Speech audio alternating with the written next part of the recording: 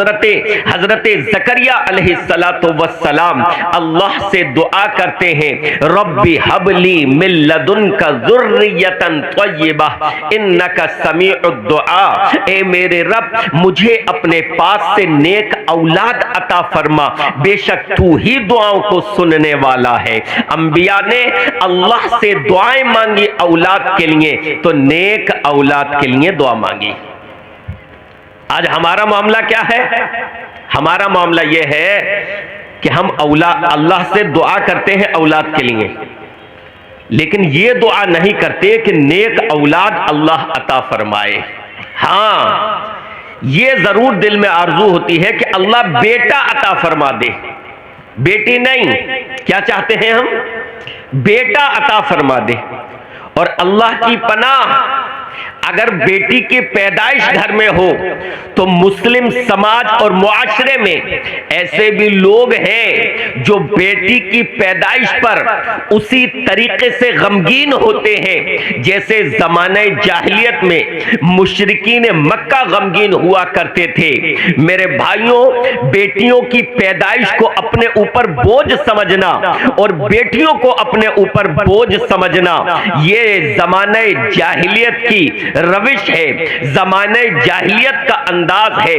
अल्लाह ने कुरान मजीद में इरशाद फरमाया, मुशरिकीन मक्का के तर्ज अमल और तर्ज अमल का नक्शा खींचते हुए अल्लाह ने फरमाया, व इज़ा बुश्शिरा अहदुहुम बिल उन्सा ज़ल्ला वजहुहु मुस्वद्दन व हुवा कज़ीम यतवारा मिनल कौमी मिन सूई मा बुश का सबब बनती है और उसके गुनाहों की मुआफी का जरिया बनती है।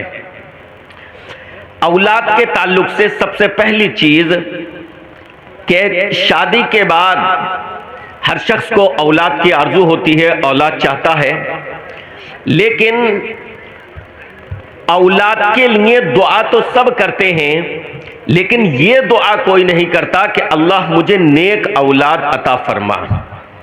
अंबिया इकराम को देखो, हजरत इब्राहिम अलैहिस्सलातु वस्सलाम है, एक लंबे अरसे तक औलाद नहीं मिली और जब रब की बारगाह में हाथ फैलाते हैं तो दुआ करते हैं, रब्बी हबली मिनस सालिहीन, ए मेरे रब मुझे नेक औलाद अता फरमा दे। हजरत ज़करिया अलैहिस्सलातु वस्सलाम अल्लाह से दुआ करते हैं, रब्बी हबली मिन लदुनका ज़ुर्रियतन तय्यबा इन्नका समीउद दुआ। ए मेरे रब, मुझे अपने पास से नेक औलाद अता फरमा, बेशक तू ही दुआओं को सुनने वाला है। अंबिया ने अल्लाह से दुआएं मांगी औलाद के लिए, तो नेक औलाद के लिए दुआ मांगी। आज हमारा मामला क्या है? हमारा मामला यह है कि हम अल्लाह से दुआ करते हैं औलाद के लिए, लेकिन ये दुआ नहीं करते कि नेक औलाद अल्लाह अता फरमाए। हाँ, ये जरूर दिल में आरजू होती है कि अल्लाह बेटा अता फरमा दे, बेटी नहीं। क्या चाहते हैं हम? बेटा अता फरमा दे। और अल्लाह की पनाह, अगर बेटी की पैदाइश घर में हो तो मुस्लिम समाज और मुआशरे में ऐसे भी लोग हैं जो बेटी की पैदाइश पर उसी तरीके से गमगीन होते हैं जैसे जमाने जाहिलियत में मुशरिकीन मक्का गमगीन हुआ करते थे।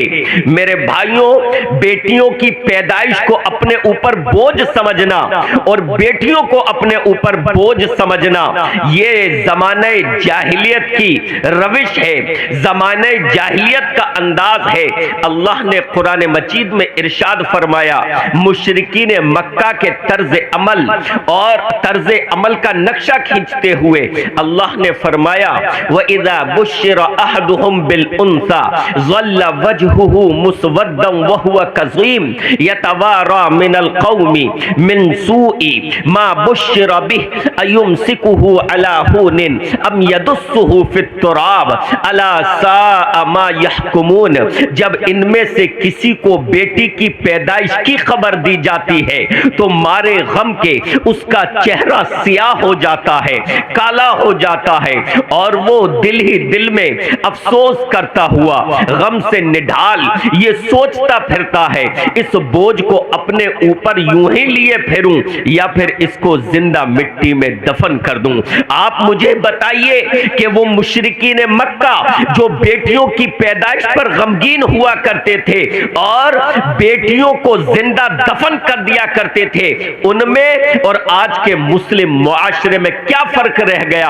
आज का मुस्लिम समाज भी बेटियों को अपने ऊपर बोझ समझता है, और उनमें से कितने बदनसीब ऐसे हैं जो बेटियों के पता चल जाने पर एबॉर्शन करवा देते हैं। जांच करवाना विलादत से पहले इल्लीगल है, लेकिन पैसे देकर बहुत सारे लोग जांच करवा लेते हैं कि बेटा है या बेटी, और पता चल जाए कि रहमे मादर में पलने वाली बेटी है तो कितने बदनसीब बदबख्त एबॉर्शन करवा देते हैं, बच्चा गिरवा देते हैं। नाउजुबिल्लाह अस्तगफिरुल्लाह। आप बताइए मुशरिकीन मक्का की जमाने जाहिलियत वाली रविश और आज के मुसलमान का एबॉर्शन करवाना या बेटियों की पैदाइश पर गमगीन होना, अफसोस करना, उनमें और हम में फिर क्या फर्क रह जाता है? तो मेरे भाइयों, बेटियों की पैदाइश पर गमगीन मत हो और अल्लाह रब्बुल आलमीन से बल्कि दुआ ये करो कि अल्लाह तू हमें बेटे अता फरमा या बेटियां अता फरमा, लेकिन तू हमें नेक अता फरमा। और याद रखिए कि बेटे हो या बेटियां हो, दोनों अल्लाह रब्बुल आलमीन की अता है। हम तो अहले तौहीद हैं, हम अहले तौहीद हैं। हमारा अकीदा यह है कि बेटे देने वाला भी अल्लाह है और बेटियां देने वाला भी अल्लाह है। वो दूसरे लोग होंगे जिनका यह अकीदा होता है कि औलाद देने वाला कोई और है, औलाद वो गैरुल्लाह की चौखट पर मांगते हैं, औलाद की उम्मीदें वो गैरुल्लाह से लगाते हैं। नहीं, हम तो अहले तौहीद हैं, हम अल्लाह पर ईमान रखने वाले हैं। हमारा ईमान ये है, लिल्लाहि मुल्कुस समावाति वल अर्द यखलुकु मा यशा यहबु लिमन यशाउ इनासन व यहबु लिमन यशाउ ज़ुकुर औ युज़व्विजुहुम ज़ुकुरानन व इनासा व यजअलु मन यशाउ अकीमा। हम अहले तौहीद हैं, हमारा अकीदा ये है अल्लाह ही के लिए है। जमीन और आसमान की बादशाहत अल्लाह जिसे चाहे बेटे देता है, अल्लाह जिसे चाहे बेटियां देता है, अल्लाह जिसे चाहे बेटे और बेटियां दोनों देता है, और अल्लाह जिसे चाहे कुछ नहीं देता। और आपको बताऊं, बेटियों को बोझ समझने वाले हजरात समझे इस बात को, बेटियों के ताल्लुक से रसूल गिरामी अलैहिस्सलातु वस्सलाम ने वो खुशखबरियां सुनाई हैं, अल्लाह की कसम वो बशारतें सुनाई हैं जो बेटों की पैदाइश पर नहीं सुनाई। आइए मैं आपके सामने तमाम रसूलों के सरदार जनाब मोहम्मदुर रसूलुल्लाह सल्लल्लाहु अलैहि वसल्लम की हदीस आपके सामने रखूं।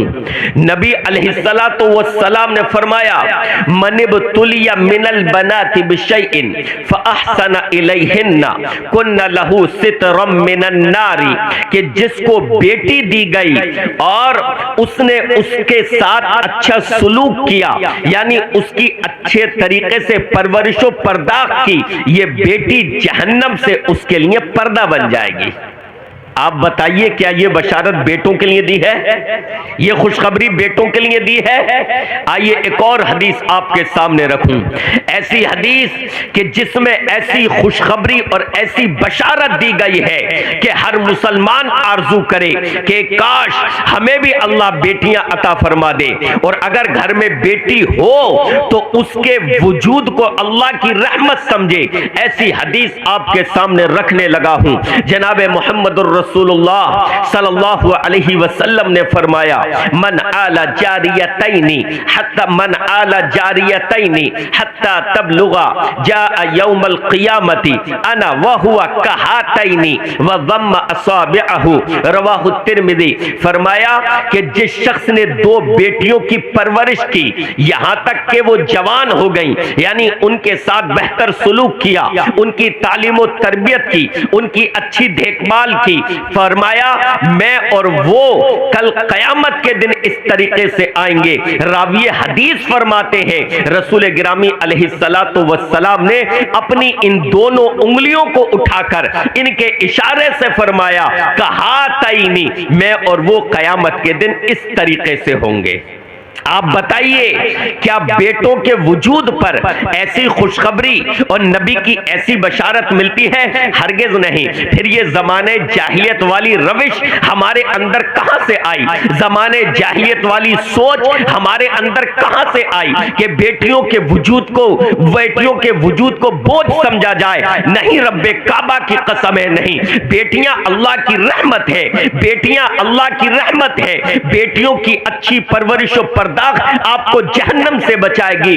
बेटियों की परवरिश और पर्दाख जनाब मोहम्मद और रसूलुल्लाह सल्लल्लाहु अलैहि वसल्लम का साथ अता फरमाएगी। अल्लाह बेटा अता फरमाए या बेटियां, वो क्या है? अल्लाह की रहमत। इस्लामी तरबियत में सबसे पहली चीज औलाद की पैदाइश के बाद वो है मेरे भाइयों, अच्छा सा इस्लामी नाम रखना। इस मामले में हमारे यहां बड़ी कोताही और कमी पाई जाती है। हम क्या करते हैं, लोग क्या करते हैं, छोटा सा नाम हो, मौलवी साहब को बार बार फोन करेंगे, मौलवी साहब नाम बताइए, मेरे यहां बेटी की पैदाइश हुई है, बेटे की पैदाइश हुई है, कोई अच्छा सा नाम बताइए। अब मौलाना साहब, इमाम साहब उसे नाम बता रहे हैं, उमर, अबू बकर, उस्मान, अली, हुज़ैफा, हंजला, रुकैया, ज़ैनब, उम्मे कुलसूम, फातिमा, ये नाम उसको पसंद नहीं आ रहे। और कुछ बताइए नया सा, कोई अच्छा सा बताइए। वो परेशान हो गए, भाई क्या बताऊं, ये नाम उसको पसंद नहीं आ रहे। अब जाकर गूगल से सर्च करके खुद नाम रख लिया नए की तलाश में। तो मालूम है क्या नाम रखा? मौलाना साहब मिले, भाई माशाअल्लाह क्या नाम रखा आपने अपने बच्चे का? बबलू। ओहो, ये नाम रखा है। बेटा पैदा हो तो उसका नाम रख दिया बबलू, और लड़की है तो नाम रख दिया बबली। बेटा है तो बबलू, बेटी है तो बबली, ये नाम रखे जा रहे हैं। मेरे भाइयों, सहाबा के नाम पर नाम रखिए, अंबिया के नामों पर नाम रखिए, ये सबसे बेहतर है। अच्छा, बाज लोग ऐसे नाम रखते हैं कि जिसका नाम के एतबार से कोई खास माना नहीं बैठता, और वो बस ये देखते हैं कुरान में है।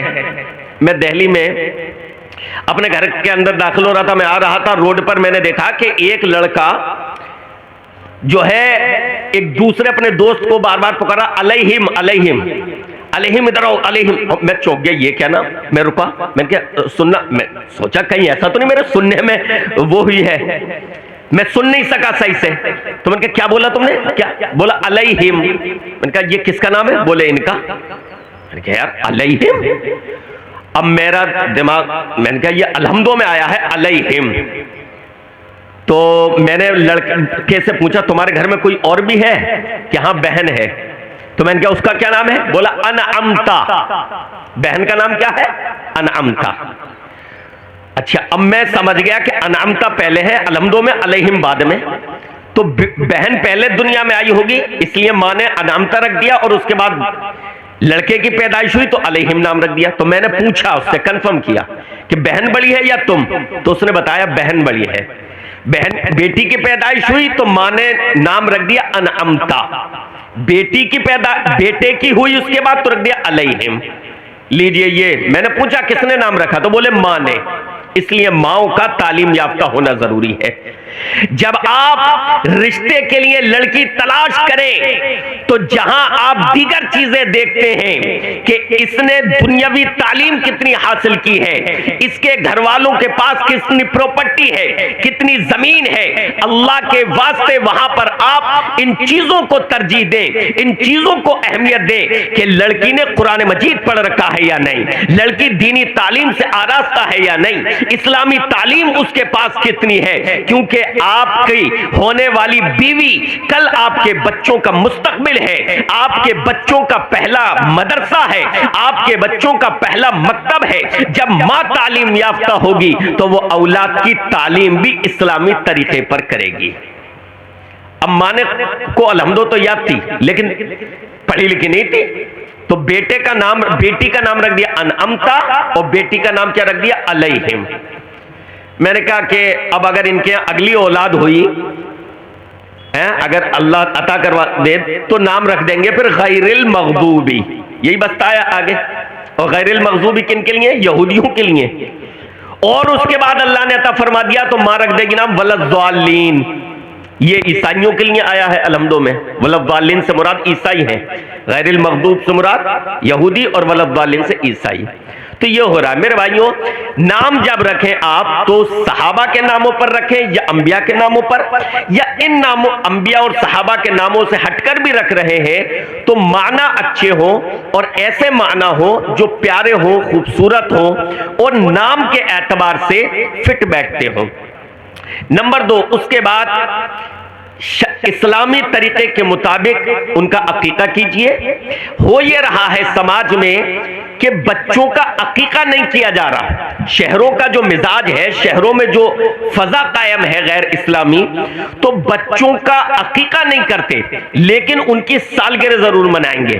तो ऐसा मत कीजिए, गैर शरई रस्मों से बचिए और इस्लामी तालीमात के मुताबिक उनके लिए जो चीजें करनी चाहिए वो करिए। उसके बाद जब बच्चा आपका रफ्ता रफ्ता बड़ा होता है तो अपने बच्चे को कलिमा तौहीद सिखाइए, अपने बच्चे को अच्छी चीजों की तालीम दीजिए, उसको अच्छी चीजें सिखाइए और अच्छी चीजों पर उभारिए।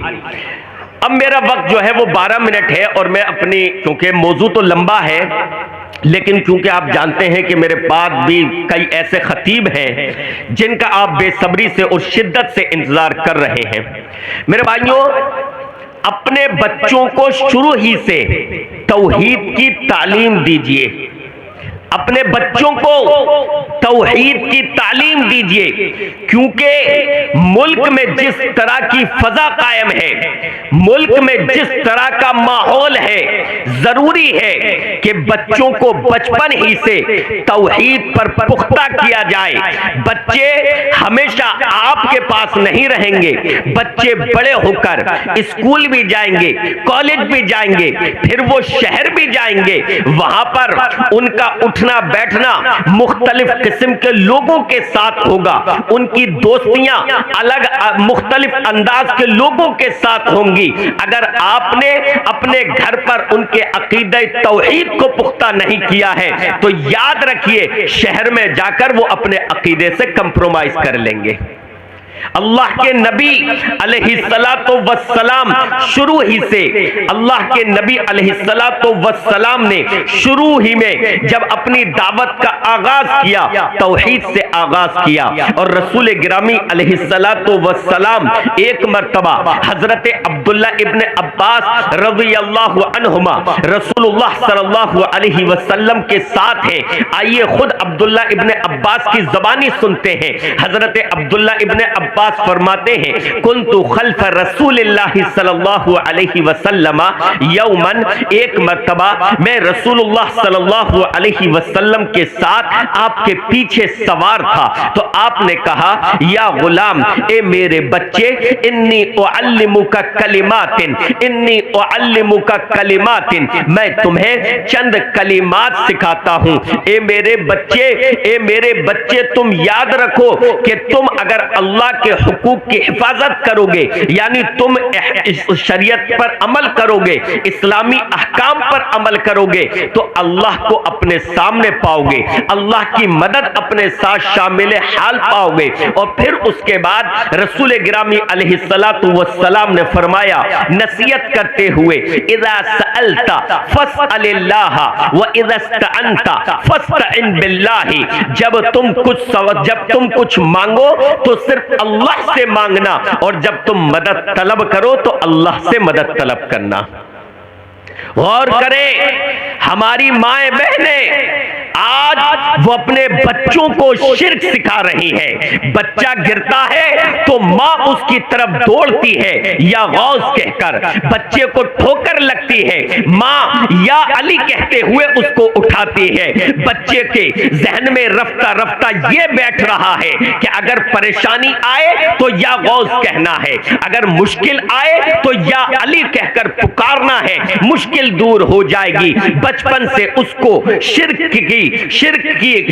के ड्रॉप उसके दिमाग में रफ्ता रफ्ता डाले जा रहे हैं। जनाबे मोहम्मदुर रसूलुल्लाह सल्लल्लाहु अलैहि वसल्लम के साथ हजरत अब्दुल्ला इब्ने अब्बास है और बच्चे हैं आपके साथ सवार है, और रसूल गिरामी अलैहिस्सलातु वस्सलाम ने मौके को गनीमत जाना कि मैं इनके साथ हूं तो इन्हें कुछ सिखाऊं। तो रसूल गिरामी अलैहिस्सलाम ने क्या नसीहत की है, इज़ा सअल्ता फस्अलिल्लाह व इज़ा इस्तअनता फस्तइन बिल्लाहि।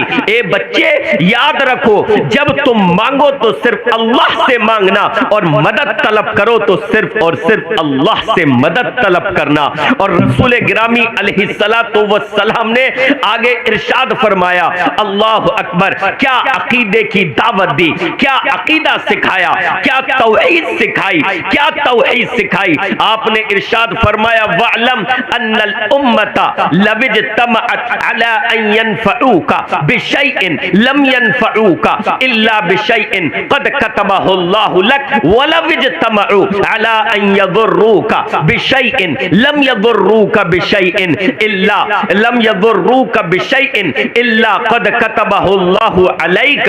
फरमाया, और याद रखना, अगर सारे के सारे लोग मिल जाएं, इस कायनात के, इस रूए जमीन के तमाम लोग मिलकर तुम्हें नफा पहुंचाना चाहे तो तुम्हें वो नफा नहीं पहुंचा सकते, मगर सिर्फ उतना ही जितना अल्लाह ने तुम्हारे मुकद्दर में लिख दिया है। और याद रखो, अगर सब मिलकर तुम्हें कोई नुकसान पहुंचाना चाहे तो तुम्हें नुकसान नहीं पहुंचा सकते, मगर उतना ही जितना अल्लाह ने तुम्हारे मुकद्दर में लिख दिया है। अल्लाह अकबर। जब अपने बच्चों को यह अकीदा दिया जाएगा, जब उनको तौहीद इस तरीके से उनकी घुट्टी में उनको पिलाई जाएगी कि दुनिया की कोई ताकत तुम्हारा कुछ नहीं बिगाड़ सकती, तुम्हें अपने अकीदे पर मजबूत रहना है, तुम्हें अपनी तौहीद पर मजबूत रहना है, तो इंशाअल्लाह बड़े होकर वो कभी भी अपने अकीदे तौहीद से कंप्रोमाइज नहीं करेंगे। लिहाजा मेरे भाइयों और बहनों,